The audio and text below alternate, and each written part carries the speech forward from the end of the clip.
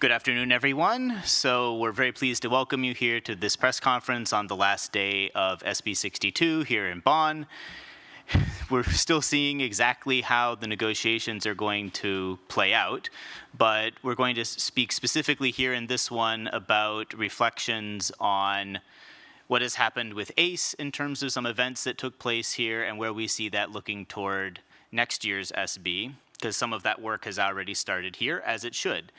So to back up for a moment by way of introduction, my name is Timothy Damon. I am founder and president of the Global Youth Development Institute and also one of the focal points for ECOS, the education, communication, and outreach stakeholders community. So one of the informal groups under the UNFCCC that is focused on ACE. And we'll be joined by some further colleagues. We're pleased that this press conference slot has been hosted by the Center for Climate and Sustainability Empowerment in Ghana. And so as they are also one of the organizations very much following and paying attention to ACE. So to give you some of the events that have been taking place here for ACE, we had 9 hours in total over 3 days of ACE dialogue, as it's called. This had a joint high-level segment where we were focusing on youth participation in the context of ACE, and members of constituted bodies were included in that in order to see where there could be more linkages in terms of how young people are included into the work of those constituted bodies under the process. Then also there were some breakouts as well as a part of that, and this will link to one of the interventions that my colleague will go into in more detail about intergenerational aspects. But it's important to note that this was brought up in the context as well of indigenous peoples who were included in this conversation as well, and this notion of having a perspective where we embrace 7 generations ahead from now and 7 generations into the past. And so there were some suggestions made in terms of how that perspective could be given some formal representation in the UNFCCC process. And as said, one of my colleagues will elaborate more on that topic. And then we also had some further interactive sessions as well, discussed the relationship between ACE and the NDCs, or the nationally determined contributions, also how youth could be included into that, how monitoring, evaluation, and reporting are linked to this. And then we had a whole day that was focused on policy coherence and coordinated action, as well with some breakout groups to explore how we could better integrate different aspects of the process, both vertically and horizontally. And then we're very pleased to say that those of us here as GYDI and CCSE and Abibiman Foundation, we hosted yesterday a side event from the official program, which was on enhancing ACE implementation through policy coherence and coordinated action. So we'd like to really take a moment to focus on reporting back what we did with that event and some of the really promising outcomes that we already see. So the premise for this event was to really look at what are the needs, gaps, and challenges related to ACE implementation in the context of policy coherence and coordinated action, and then as well, what are some of the opportunities and solutions that we can see in terms of addressing those issues. And it was set up as a very interactive event, and we're very pleased that we had some great colleagues in the room. There were representatives from the facilitative working group of the Local Communities and Indigenous Peoples platform who were looking at, in fact, since one of the problems that we face as ACE is that we don't have a constituted body under the UNFCCC process, this colleague was suggesting where there might be some lessons that we could learn from the facilitative working group and the LSIP in terms of how you might try to structure an inclusive constituted body for ACE. We had as well, interestingly, a focal point. Out of respect for colleagues, I won't say which country it was, but there was an ACE focal point in the room who expressed a huge amount of frustration that they feel very lost in their role and where to even try to begin to implement ACE in their country, and they don't feel that they would be very well integrated or supported by other ministries which are responsible for ACE, but wouldn't see ACE as being part of their portfolio. And this is a recurring theme that we've seen in terms of a lot of focal points feeling that their mandate isn't clear, they aren't getting enough support from their government. So this is not a new challenge, but it's one where we see some of the same solutions that we were proposing, which is the establishment of an ACE platform, would be able to help address exactly those kinds of concerns.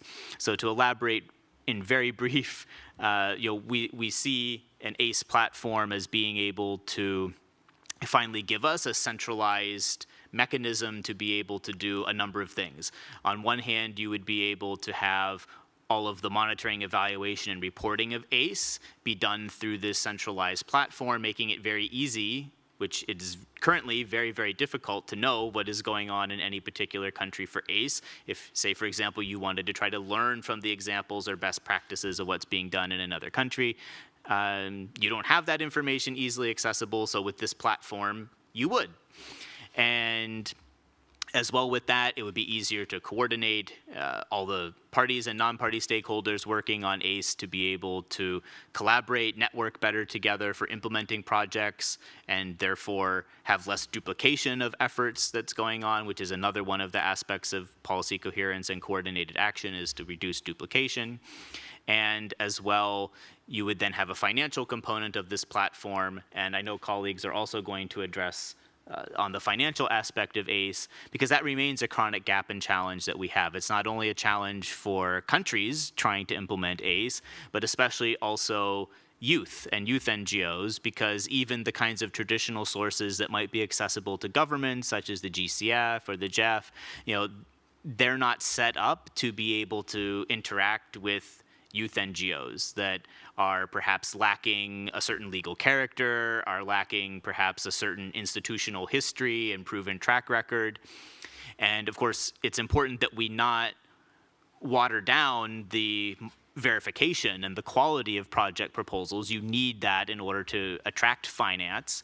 They need to know it will be accountable, but we need rather than an incubator component, which we're calling for as part of this platform, so that you build the capacity of the youth and the youth NGOs so that they can elevate the quality of the project proposals for ACE, because they have the amazing ideas. There's all that potential there, but part of the reason it's not translating into action is that they need a better ability to articulate a financeable project proposal. And so really we see the platform there as building the bridge between the providers of finance, private and other sector, philanthropy, even governments that want to support, and the projects on the ground that need to happen. So that really catches you up on what we've been organizing, and if any of that sounds interesting to you, we're very happy to connect and see where you can join into any of these efforts. We're not just waiting on the process to deliver these outcomes for us, but we're seeing where can we, with partnerships strategically between parties that want to lead and non-party stakeholders that want to lead, to build this kind of a platform already. And that aligns, of course, as well with ECOS, which I mentioned, so everyone is very welcome to join ECOS either as an individual or as an organization. And with that, that really now sets the stage for the other interventions that we're going to have. And of course, we still are very much looking toward next year's SB, where we'll have the midterm review of the Glasgow Work Program and the 4-year action plan. So that's where there will be a formal entry point to once again see if we can convince parties to come to a consensus on fixing these issues. For example, by mandating this platform for ACE or a variety of other recommendations. And so to tell us more about the negotiation aspect and the finance aspect, I'm first going to hand over to Hussein, and then we'll hear your remarks and continue our way through the panel. The floor is yours. Yeah, thank you so much, Tim, and hello, everyone.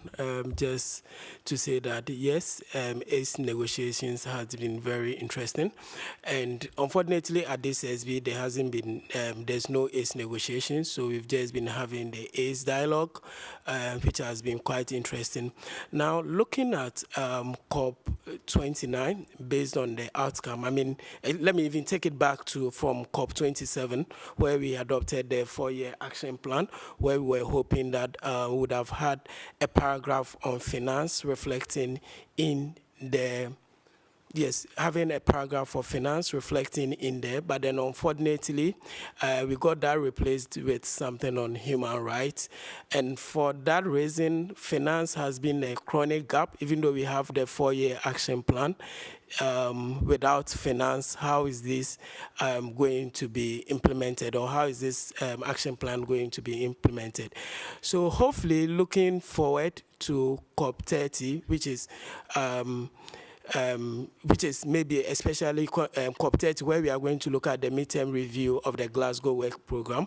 We're hoping that this time around we should be able to get a strong paragraph in the Glasgow Work Program, so that at least that can reflect in the next action plan that is going to come up. All right, thank you. Thank you, Hussein, for the very concise remarks there. And we're certainly hoping that in the midterm review next year, we will be able to make progress on finance and all these other related issues. So here, we're very happy then to turn back. I mentioned we would discuss more of the intergenerational aspects. So I have 2 questions here for our next speaker, Si Yuan. And you are going to first tell us about, since you're relatively new to ACE, and we're reflecting here on SB 62, what has been your takeaway in terms of action for climate empowerment? First of all, I'm very glad that I'm here. Sorry, I'm very glad I'm here to join all the ACE dialogue. First of all, I think I learned a lot through this platform. I met new colleagues, and I know more about how the international collaboration, like different ACE focal point, and I think it's very important for the UNFCCC appoint more focal points at the national level, because like Brazil, which is the host for the next COP30, but they still don't have a focal point. I think it's very important, like the youth, like all of us, to advocate for the appointment to have new focal points. And I think I also learned that climate change topic is it's in our everyday life, all the steps count. That's very important. Like we may say it's too big topic, it's not what we can do, what we can solve, but actually everyone can be part of the solution of the climate change through ACE or any UN dialogue. So I encourage all the youth people and even children to participate in ACE, and through this dialogue we can learn from each other, and we can also bring our local knowledge to the international platform. Yeah, I think that's very important. Yes, and you highlighted a very important issue there, which is that although there are roughly about 112 parties out of 197 which have appointed this ACE national focal point role, we still obviously have quite a bit of a gap there. And we do see an opportunity for the COP30 presidency, since they already have told us a lot about their initiatives here. For example, Mutirao, to mobilize across civil society. We see that aligns very strongly with ACE. And so we do encourage them. It would be a great sign if Brazil would also appoint an ACE focal point. There are still many other countries, though, which have yet to do so. And as we noted, the quality even of countries that have appointed them varies greatly. So now to shift gears to the intergenerational aspect. So you've done some interesting research on this. We talked about some of the proposals in the ACE dialogue for it. So we'd love to hear more about your work on that. Yeah, I think it's very urgent to incorporate the future generations' interest in all the decision-making process at all levels, no matter the international level, UN level, or the national level, or the local level. There are some good practices I found in Japan. They are currently having this future design movement in which the youth and the children are encouraged to pretend they are the imaginary future generations, so they can represent their interest and put all that interest into the decision-making process. I think including the future generation interest also important for the climate action, and also for the ACE. It can be seen as a very useful toolbox in this decision-making process. And also, I like to highlight that though there are much discourse about the future generations, but we should also pay attention to intergenerational discourses like the intergenerational equality, and we should have like more clear definition to this issue. Like currently though, yeah, people know about what's future generation, but how it should be worked at the practical level, at the local level, like how can we access a country's case should be paid more attention. Like in Newcastle University, which I'm currently researching in, two professors, they develop a framework to assess the future generation governments, and we assess the different cases like in Singapore, Japan, and many global south countries. We found that many countries, they lack of the political will to include future generation discourses into their decision-making process. Yeah, and I also think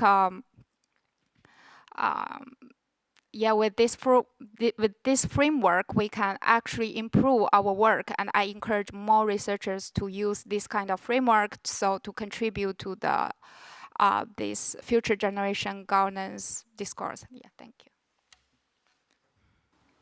Thank you. I mean, this is a very important and interesting research that you're doing. And it's personally very exciting to me to see that. And I say that as one of the young advocates who, for 3 COPs between Warsaw, Lima, and Paris, was fighting to get intergenerational equity to be included in the Paris Agreement. And it ended up there in the preamble. If you know the background, we ended up not getting an Article 2 under the operative clauses of the Paris Agreement that described principles. There were certain parties against that, but at least we did get that in the preambular language. And that was 3 years of trying to educate parties what even is this intergenerational equity, that the negotiators had never heard that before. And so it's amazing now as we look back. I mean, they just had the Paris Plus 10 event also here in SB, reflecting on, hey, it's been 10 years since Paris. Well, intergenerational equity and intergenerational justice or intergenerational governance, I think those have made a lot of progress in that at least it's more of a buzzword now. But as you've also shown, there's still a lot more work that needs to be done to actually make that concrete. And what does intergenerational governance mean in practice, yes, right? So we really appreciate this work, and it's a field we all need to work on further together. So thank you for those insights. And then we're very happy to pass now over to our last panelist, who is also from the Abibiman Foundation and has been following the finance negotiations. So since we've touched on finance for ACE, but of course, we know this is a very complex challenge and politically in the entire process. I mean, we'll really appreciate, first of all, please also introduce yourself, and then we're very happy to have your views on what's happened with SB 62 in terms of climate finance discussions more broadly. Okay, hello everyone. I'm Emanuela, I'm from Ghana. I'm a climate finance expert, a lawyer by training, and also a climate negotiator for climate finance and Article 6. It's very interesting to be in this room to hear about action for climate empowerment, although that is not what I follow, but I can say that I'm a beneficiary of the work of NGOs and the work of civil society in terms of empowering young people to get to where we are today. And just to start off, I started off with advocacy for SDGs and narrowed down into environmental issues way back from 2016, 2017. And I've my journey has metamorphosed into this stage. So I see the relevance of ACE. And on climate finance, just to give a bit of a background on the NCQG and some of the discussions around enablers and disablers of climate finance and also capacity building amongst others. You know, climate finance has always been the elephant in the room, and in the finance negotiations, it's never easy. We always, go head to head between developed countries, developing countries, and trying to, acquire the necessary financial resources for climate action. And we all know that the goals of the Paris Agreement cannot and will not be met without climate finance. And if you're looking at the goal of the Paris Agreement, that is mainly on climate action, adaptation, and mitigation. For me, the foundation, the basis of achieving climate action is it's empowerment. It's all about, locally led climate action. It's all about the people on the ground, because you need a human capital. You need all of these, young people who are fired up and, empowered to do this kind of work. Because we've seen the older generation, sorry to say, but they failed us in so many ways. And we're trying to do the right thing, but we cannot get to where we want to get to if we are not empowered enough. And so, capacity building, all of these locally led climate action involving local communities and young people, it's at the core of climate action. And starting off with the NCQG, and now at SBs we discussed the roadmap to 1.3 trillion, because when we discussed the NCQG, we did not go into details, the nitty-gritties of the 1.3 trillion, and now we're developing a roadmap that hopefully would be launched in Belem. And one of the things that came out, so this roadmap was more of consultations at the session, and one of the things that came up was, ensuring that climate finance is basically grant-based, and it should not also increase the debt burden of developing countries. And this goes back to say, you started off, you mentioned something about the kind of access that government institutions have to climate finance. It's not the same as CSOs. They can go for the loans, they can go for debt swap, they can go for guarantees and all of that, but CSOs are not empowered to do that. And the only way we can access climate finance is through grant-based, financing instrument. And that is becoming difficult, because now you see all of the finance coming out. It's all innovative climate finance, forgetting the people who are actually doing the work on the ground. And so we discussed that. There's also, at this session, we discussed the complementarity between Article 2.1c, which is on finance, and Article 9 of the Paris Agreement. And that was also like workshops in this session. And I attended all of these workshops, and some of the issues that came up again, is ensuring the finance gets to the people and the places where it's supposed to get to.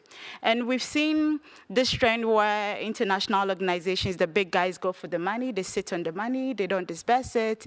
And even when they are releasing, the meager amount of financing to CSOs, it comes with so many complications, and they tell the CSOs what to do. And I think those are all some of the issues that we need to address, sort of clearing all of the barriers to assessing climate finance. And we're not talking about barriers for governments in assessing climate finance, but also in NGOs and CSOs in assessing climate finance. So, thankfully, we have young people like myself and so many other youth negotiators that are pushing for these issues, making sure our voices are heard, and I think that is the first step to ensuring that,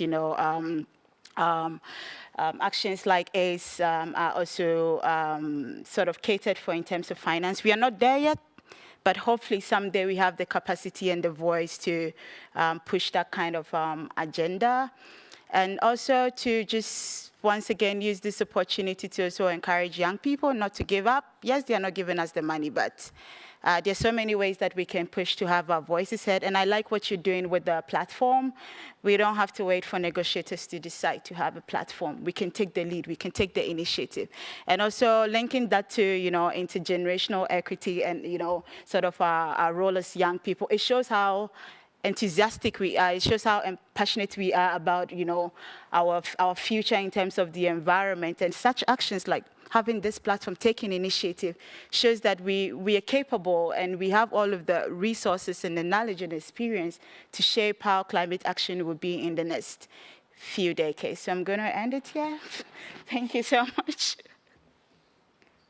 Yes, thank you very much for bringing in those insights and all of the linkages. I mean, we can really say that, in a way, the two pillars of all the work are finance and ACE.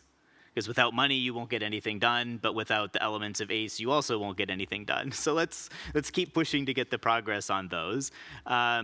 But with that, we do still have 5-point-something minutes remaining. So we're very happy to open the floor for any questions or remarks from the audience. We have our dear colleagues who will be able to provide you with a microphone in case there are any questions or comments from our in-person guests.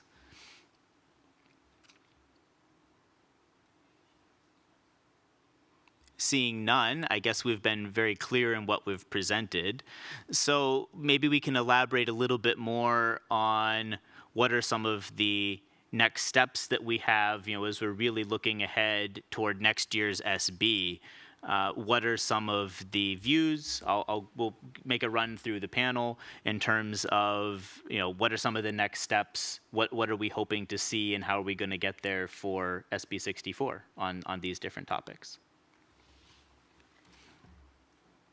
I hope to see that, more people know about the ACE, of course, through different platforms and through the collaboration with different national NGOs. And I also hope to see that, some local NGOs, maybe they are not familiar with the concept of ACE, but they are doing what ACE they are doing. And this next year will be a very important window, because we're going to have the negotiations soon. So it's very important window for to encourage more local NGOs to join the ACE platform and network. Yes.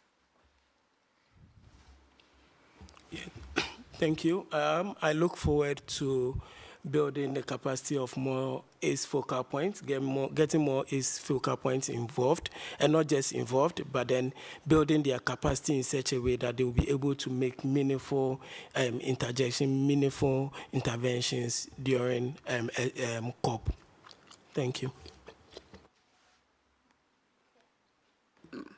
Okay, so as a climate negotiator for finance for Belem, I'm looking forward to the roadmap, that is the roadmap to 1.3T. I'm really hoping that our opinions in these consultations that happen at SBs and all of the issues we discussed around capacity building, empowerment, and empowerment are reflected in the actual roadmap that will be presented in Belem. I'm really hoping that our views are taken into consideration, and I'm also looking forward to collaborating with more organizations, NGOs, CSOs, and also bridging the gap between negotiations and what happens on the side.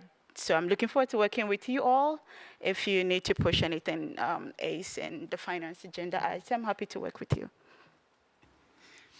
Well, I think we certainly have some further aspirations of where we could see ACE being mainstreamed into some of the other finance items. We've discussed it's not very realistic or even desirable, perhaps, to have a dedicated ACE fund, but to have ACE mainstreamed as a project criterion across the GCF, the GEF, across adaptation fund, really any climate-related fund would benefit from having a dedicated criterion for ACE, especially because, again, how are you going to implement your project without at least one of those 6 elements of ACE?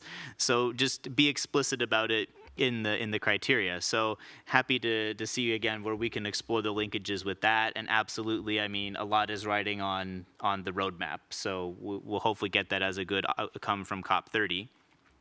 So with that, with only 2 minutes remaining, we'll just round out by reminding again how you can be part of carrying all this work and these conversations forward. So you're very welcome to connect with any of us in our individual organizational capacities, Global Youth Development Institute, CCSE, Abibiman Foundation as the sponsors of this.